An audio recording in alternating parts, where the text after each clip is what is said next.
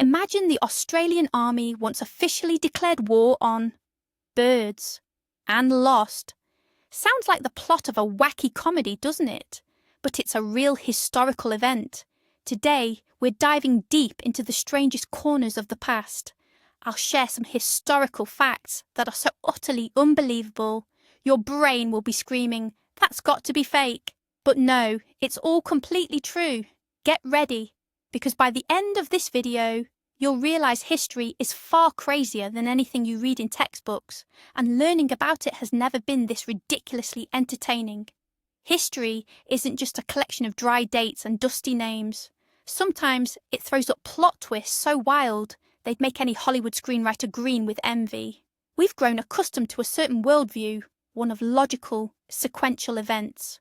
But reality often turns out to be far more chaotic, and frankly, far more ironic. So, let's go ahead and add a few incredible, yet absolutely real brushstrokes to our understanding of the past.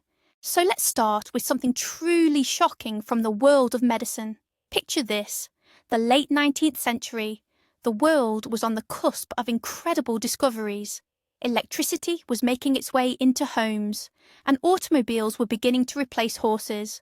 And medicine wasn't standing still either. Back then, one of the main problems was the debilitating cough that accompanied countless illnesses, from the common cold to terrifying tuberculosis. Opium and morphine, of course, offered relief, but they had one major drawback. They were highly addictive. Doctors and pharmacists worldwide were searching for an effective yet safe alternative. Then, in 1897, a breakthrough occurred in the laboratories of a famous German company that you all undoubtedly know. Yes, I'm talking about Bayer, the very same company that gave humanity aspirin. A chemist named Felix Hoffmann, while working on modifying morphine, synthesized a new substance, diacetyl-morphine. The company conducted internal trials. The results were astonishing. The new substance suppressed the cough reflex several times more effectively than morphine. Factory workers who tested it on themselves described a surge of energy and a feeling of euphoria. They felt like heroes. Thus, the commercial name for the new drug was born, heroin. Bayer launched a massive advertising campaign. The main message? Here it was, the perfect medicine. Powerful like morphine, yet as they claimed, completely non-addictive. It was an absolute sensation. Heroin began to be sold worldwide, in the form of pills, mixtures, syrups, and even solutions for injection. It was advertised as a universal remedy for asthma, for colds, for pain, for depression, and most horrifying, looking back from today, it was actively promoted as a cough remedy for children. Imagine a magazine advertisement, a caring mother giving her child a spoonful of syrup to calm them down and stop their cough. And in that bottle, pure heroin. Sounds wild, doesn't it? But the fairy tale didn't last long. Within a couple of years, doctors in various countries began to notice something strange. Their patients, cured of their coughs, inexplicably demanded more and more doses of the miracle drug. People were becoming addicted much faster and more intensely than they did to morphine. Instead of being a solution, heroin transformed into an even more terrifying threat. By the early 20th century, it became clear that the heroic remedy was a ticking time bomb. A wave of heroin addiction swept across the globe. Countries one after another began to impose strict restrictions and then outright bans on its use. In 1913, even Bayer itself, confronted with the horrifying reality, completely ceased production of what was once its most successful drug. This story isn't just a peculiar medical anomaly, it's a powerful reminder of how dangerously even the brightest minds can be mistaken. Alright, shifting gears from the grim history of medicine, let's dive into something utterly absurd, yet undeniably real. Picture a real war. We're talking machine guns, soldiers, strategies, and official communiques from the front lines. Now try to imagine that the enemy in this war was a flock of birds. Welcome to Australia, 1932. The Great Depression had dealt a harsh blow globally, and farmers in Western Australia, many of them veterans of World War I, found themselves teetering on the brink of financial ruin. They were growing wheat, desperately hoping to just make ends meet. Then an entirely new enemy emerged. Not drought, not the economic crisis, but roughly 20,000 emus. Yes, you heard that right. A massive population of these large, flightless birds had migrated inland after their breeding season, discovering what must have seemed like paradise, abundant farm fields brimming with lush wheat and easy access to water. For the farmers, it was an unmitigated disaster. The birds weren't just feasting on the crops, they were trampling entire fields and tearing down fences, inadvertently clearing a path for yet another destructive pest, rabbits. Desperate, and drawing on their own military experience, the farmers appealed to the government. Their delegation met with the Minister of Defence, Sir George Pearce. Himself a veteran, Pearce made a decision that would forever be etched into the annals of history. He agreed to help, deploying actual military forces to combat the avian invaders. The military operation, sensationally dubbed the Great Emu War by the press, commenced in November 1932. Major Meredith of the Royal Australian Artillery's 7th Heavy Battery was put in charge. Under his command were 2 soldiers equipped with 2 Lewis automatic machine guns and a staggering 10,000 rounds of ammunition. The plan seemed simple, even foolproof. What, after all, could a few birds possibly do against rapid-fire weaponry? As it turned out, quite a lot. A significant amount, in fact. The very first attempt at an ambush was a complete disaster. The soldiers located a flock of about 50 emus and opened fire. But the birds proved to be surprisingly clever adversaries. They instantly broke into smaller groups, scattering in chaotic, unpredictable directions, which made accurate targeting with a heavy machine gun virtually impossible.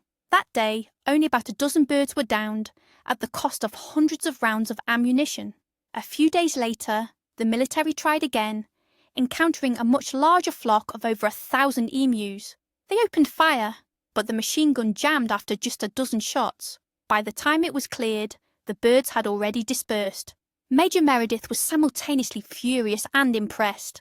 And just to completely shatter your notions of what's normal, let's talk about sports. Specifically, its most noble and peaceful manifestation, the Olympic Games. The motto, Citius, Altius, Fortius, faster, higher, stronger, is known to all. The Games symbolise unity, fair play and respect. But it wasn't always this way. Let's transport ourselves to Paris, 1900. The French capital was hosting the second modern Olympic Games. The atmosphere was festive, as the Olympics were held alongside the World's Fair. To be honest, the organisation was a bit chaotic. The programme included a wide range of, at times, very bizarre disciplines: hot air balloon races, underwater swimming for distance, and even tug-of-war. But one competition stood out, even amidst all that.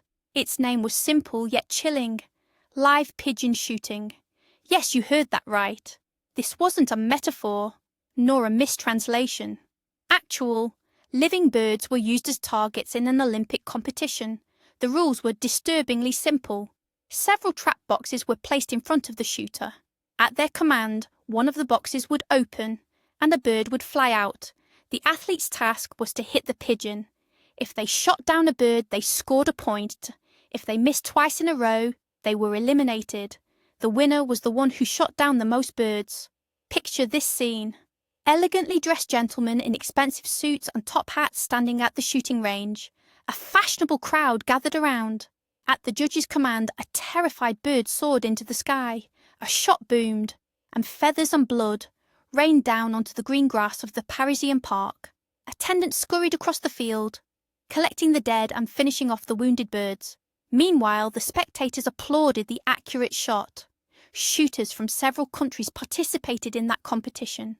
The winner and Olympic champion was a Belgian named Léon de London.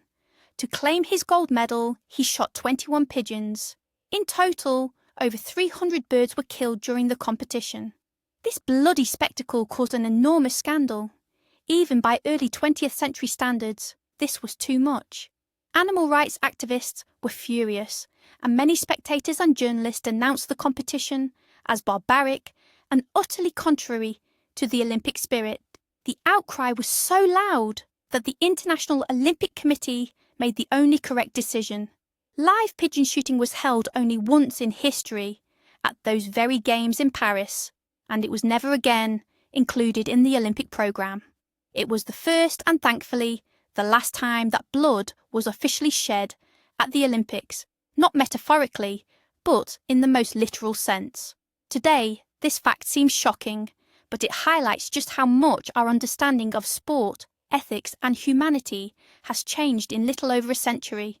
So, what are we to make of all this? Let's look at these facts from a fresh perspective. Consider this. Something we now classify as one of the most dangerous drugs was, just a century ago, sold over the counter in pharmacies as a cough remedy for children. This isn't just a bizarre historical footnote. It demonstrates how drastically our understanding of medicine and safety can evolve. The company Bayer, famous for giving the world aspirin, also introduced heroin. It really makes you wonder which of our current safe products might be deemed barbaric in the future. Talk about a plot twist, right? And then there's the Great Emu War. It's more than just a funny anecdote. It's a real-life example of how even well-armed humans can be utterly powerless against nature and their own overconfidence. Australian soldiers, armed with machine guns, lost to a flock of large, flightless birds. The birds simply proved to be smarter and faster. It's comically absurd and incredibly telling at the same time. History is absolutely packed with such surprises. It's alive, bizarre, and far more ironic than we often imagine. It just goes to show that even the most preposterous rumours can sometimes turn out to be true. Thank you for watching this video all the way to the end. If you found it as fascinating as I did, don't forget to hit the like button and subscribe to the channel so you don't miss out on more astonishing facts. What historical fact sounds completely fake but is actually true? Share it in the comments below and let's surprise each other.